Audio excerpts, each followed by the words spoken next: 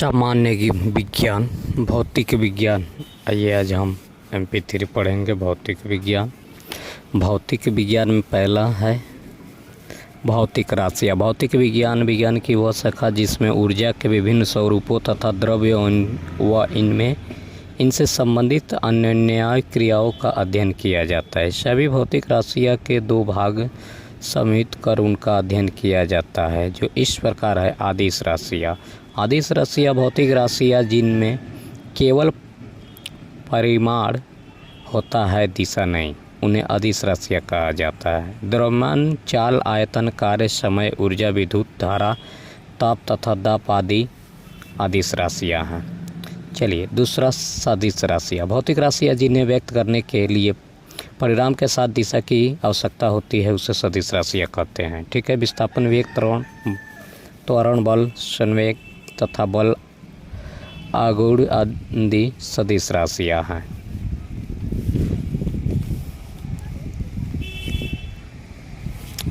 राशि मात्रक। चलिए राशि और मात्रक। लंबाई मीटर, द्रव्यमान किलोग्राम आवृत्ति है, समय सेकंड, संवेग है। राशि किसको सबको अलग अलग से हम देखेंगे। पहले महत्वपूर्ण भौतिक राशि के बारे में जान लेते हैं। भौतिक राशियाँ। दूरी किसी वस्तु द्वारा तय किए गए मार्ग की लंबाई दूरी कहलाती है। विस्थापन, एक निश्चित दिशा में दो बिंदुओं के बीच की लंबवत दूरी को विस्थापन कहते हैं। यह धनात्मक, ऋणात्मक या शून्य भी हो सकता है। चाल, किसी वस्तु द्वारा एकांक समय में तय की गई दूरी को चाल कहते हैं। वेग, किसी वस्तु के विस्थापन की समय दर को वेग कहते हैं। त्वरण, समय के साथ किसी वस्तु के वेग में परिवर्तन की दर को त्वरण कहते हैं। ऋणात्मक त्वरण को मंददहन भी कहते हैं। संवेग, किसी वस्तु के द्रव्यमान तथा वेग के गुणनफल को उसे वस्तु का संवेग कहते हैं। चलिए भौतिक राशियाँ कंप्लीट हो गया। अब हम पढ़ेंगे प्रक्षय गति। जब कोई पिंड पृथ्वी की सतह से कुछ ऊंचाई से सतह के समांतर अर्थात क्षैतिज दिशा में फेंका जाता है तो उसकी गति प्रक्षेप्य गति कहलाती है। प्रक्षेप्य गति में महत्तम उद्र्ग विस्थापन के लिए कण को क्षैतिज से 45 डिग्री के कोण पर अपेक्षित किया जाता है। चलिए न्यूटन के गति विषयक नियम।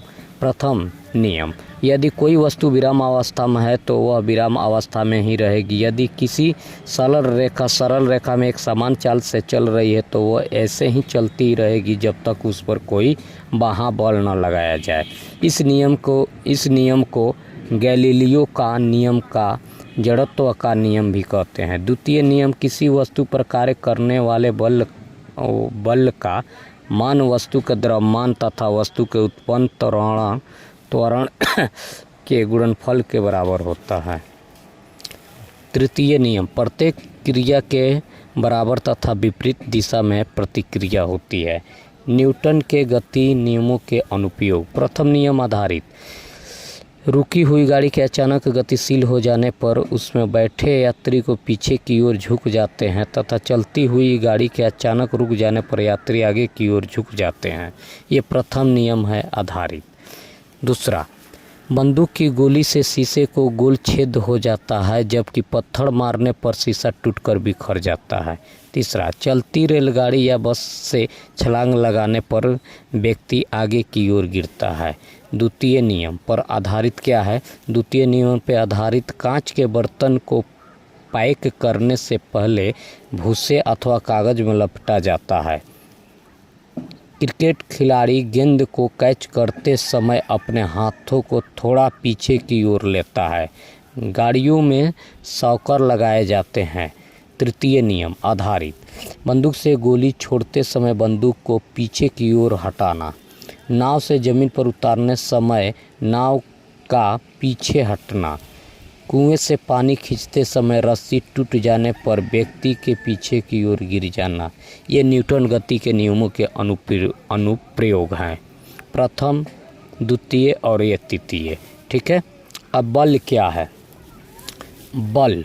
बल वह भौतिक महाकारक है जो किसी वस्तु की प्रारंभिक अवस्था में परिवर्तन लाता है या लाने की चेष्टा करता है। यदि सदिश राशि है जिसका एसआई मार्क न्यूटन होता है। घर्षण क्या है? घर्षण बल वह विरोधी बल है जो दो वस्तुओं के बीच होने वाली अपेक्षित गति का विरोध करता है। घर्षण को कम करने के लिए कुछ प्रमुख विधियाँ भी है। स्नेह का प्रयोग करके, उदाहरण में तेल अथवा ग्रीस, बॉल बेयरिंग का प्रयोग करके, साबुन के घोले का प्रयोग करके, पाउडर का प्रयोग करके।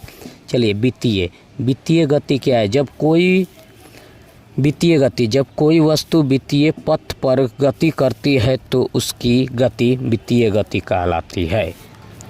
जब कोई वस्तु किसी वृत्ताकार मार्ग पर चलती है तो उस पर एक बल वृत्त केंद्र की ओर कार्य करता है, इसे अभिकेंद्र बल कहते हैं। उपकेंद्रीय बल एक छद्म बल है जिसकी दिशा में अभिकेंद्रीय बल के विपरीत दिशा में होती है और यह अजड़ित्व निर्देश तंत्र पर लागू होता है। कपड़े सूखने की मशीन, दूध से मक्खन निकालने की मशीन इत्यादि अपकेंद्रीय बल के सिद्धांत पर कार्य करती है। आवश्यक अभिकेंद्र बल प्रदान करने के लिए घुमावदार रेलवे ट्रैक व घुमावदार सड़कें यूँ किनारे पर झुकी हुई या उठी हुई होती है।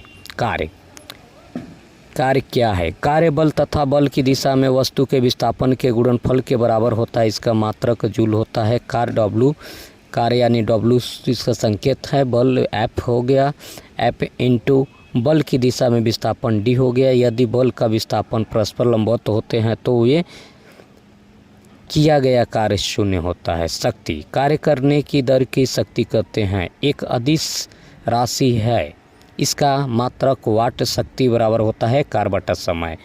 एक वाट घंटा यानी 3600 जूल होता है। 1 वाट घंटा बराबर 3600 जूल। 1 किलो वाट घंटा बराबर 3.6 × 10⁻6 जूल। एक अश्व शक्ति बराबर 746 वाट। ठीक है।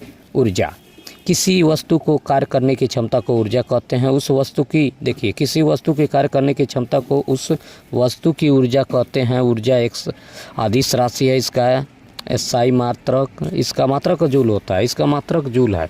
ऊर्जा संरक्षण का नियम है ब्रह्मांड की संपूर्ण ऊर्जा का परिणाम स्थिर है। ऊर्जा को केवल एक रूप से दूसरे रूप में परिवर्तित किया जा सकता है। ऊर्जा रूपांतरित करने वाले कुछ उपकरण हैं जिनको हम जानेंगे। डायनेमो को यांत्रिक ऊर्जा से विद्युत ऊर्जा में बदला जाता है। विद्युत मोटर को विद्युत ऊर्जा से यांत्रिक ऊर्जा में, माइक्रोफोन को ध्वनि ऊर्जा से विद्युत ऊर्जा में, लाउड स्पीकर को विद्युत ऊर्जा से ध्वनिक ऊर्जा में, विद्युत बल्ब को विद्युत ऊर्जा से प्रकाश की ऊर्जा में और सोलर सेल से सौर ऊर्जा को विद्युत ऊर्जा में। मोमबत्ती रासायनिक ऊर्जा से ऊर्जा को प्रकाश और ऊष्मा के ऊर्जा में चेंज किया जाता है। चलिए बल आघूर्ण क्या है? बल आघूर्ण किसी पिंड पर लगे बल द्वारा पिंड को एक अक्ष के पारित घूमने वाली प्रवृत्ति बल कार्य आघूर्ण बल कहते हैं। किसी पिंड पर लगे बल द्वारा पिंड को एक अक्ष के पारित घुमाने की प्रवृत्ति को बल आघूर्ण कहते हैं। यह सदिश राशि है जिसे एसआई मात्रा न्यूटन मीटर है। उत्तोलन गिरनी का आनत तल स्क्रू जैसे आदि सर्कल मशीनें जो बल आघूर्ण के सिद्धांत पर कार्य करती है। सरल मशीन के एक ऐसी युक्ति है जिसे किसी सुविधाजनक बिंदु पर बल लगाकर किसी अन्य बिंदु पर रखे हुए भार को उठाया जाता है। ठीक है। नेक्स्ट अगले वीडियो में, तब तक के लिए धन्यवाद।